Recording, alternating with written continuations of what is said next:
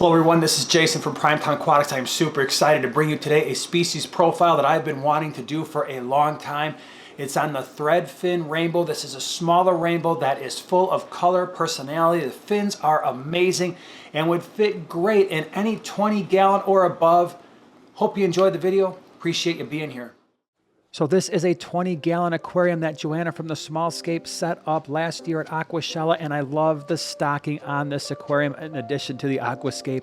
We've got the Threadfin Rainbow that we're going to be talking about in this video, as well as some Furcata rainbows. We've got some cory cats in here as well, but this is an awesome fish that is found in Northern Australia, New Guinea, and it stays small, and I think that's what attracts so many people to this fish. They're going to max out right around 2 inches or so. Males are going to be a little bit larger. The males here are going to have those really ornate fins, a little bit more color as well. Females are going to be smaller.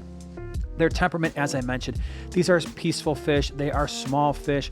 And so if you've got that tank that's around 20 gallons or more, and you're looking for an unusual fish that's going to show some color and have really awesome fins and just be a really nice focal point to your aquarium, this may be the fish for you. But keep in mind, this is a very peaceful fish with a very small mouth, actually. And so you have to choose your tank mates wisely, which we're going to talk about in a couple seconds.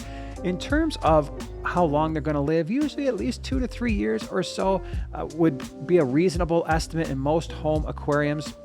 If you want fish to go with your Threadfin rainbows, you've got a lot of options. There are other small rainbows, as you're seeing throughout this video. The Furcata rainbow, Celebes rainbow, Pascae, the Gertrudii, these are all small rainbow fish. If you want to switch things up, a lot of your neon types, your standard neons, black neons, green neons are all potential options.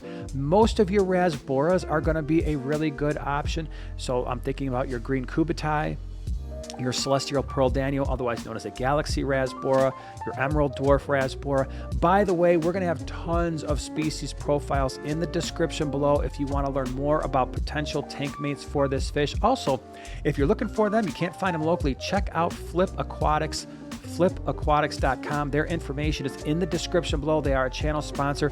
They have these fish. They take awesome care of their fish. They make sure they quarantine so that you get the healthiest fish possible. So again, keep in mind, small tank mates. If you want something more of a centerpiece fish, you could be looking at something like the honey gourami. Your cleanup crew, cory cats are going to work really well. Clown plecos, bristlenose plecos. They would be snail and shrimp safe. Again, their mouths are absolutely tiny. The big thing here is you want to stay away from fin nipping fish. So I'm thinking about some of your cichlids, some of your more aggressive, smaller fish, anything that's territorial. The last thing you want is to bring in these awesome fish with these great fin trailers on both their dorsal and anal fins and have them bitten off or chewed away. That would just be an unfortunate thing. So peaceful fish when it comes to tank mates. Now, these are really easy fish to care for. We have had many hundreds go through our fish room in quarantine. We've kept them for a long time as well. Temperatures, they're pretty easy going, anywhere from around 73 to 74, all the way up to the lower mid 80s. I would feel comfortable pushing them as far as 83, 84. So you've got that 10-degree change there. pH, again, a really hardy fish that's going to accept a wide range of pH, anywhere from around 5.5. We keep them at a pH of close to 8. They've done well in our fish room for years. Water hardness, again, we're all over the place, anywhere from the low single digits, 2 or 3 on the GH and KH. We keep them at a GH and KH of 10. They seem to do just fine there as well. Now, when it comes to water quality, just make sure you've got a cycled aquarium, no ammonia, no nitrites. We try to keep our nitrates at 20 parts per million or less. Feeding these fish, I have not found it to be too difficult. We feed a lot of live baby brine in our fish room because they have those small mouths, and that's the types of foods that they would normally go for in nature. They absolutely love that as well. But you can easily crush up flake foods. We feed North Fin foods. If you want to see how we feed our fish, check out that video right there in the upper right-hand corner. We go over how we feed our fish and what we feed. So the live baby brine, crushed flakes are all good. Micro pellets from North Fin, they eat that as well. So again, they accept a wide range of foods. I haven't found them to be particularly picky. When it comes to the tank size, I know this is a small fish, and I know because they only reach a couple inches, the natural inclination is to want to keep them in a 5 or 10 gallon. And I would say that is somewhat of a mistake, and there's a couple reasons why. One, you want to keep these fish in groups just as you're seeing throughout this video. Minimum of 6. If you can go 8, 10, 12 or more, even better. When it comes to the male-female ratios, it would be a really good idea to have at least 2 or 3 females for every male, and you want to give them the space so that the males have a space to call their own, and that will cut down on the aggression within the species itself. Although, like I said, they're not overly aggressive by any stretch. But that 20-gallon tank, when you take all those things into consideration, that's really the goal here. Now, setting up the aquarium, I love what Joanna did here.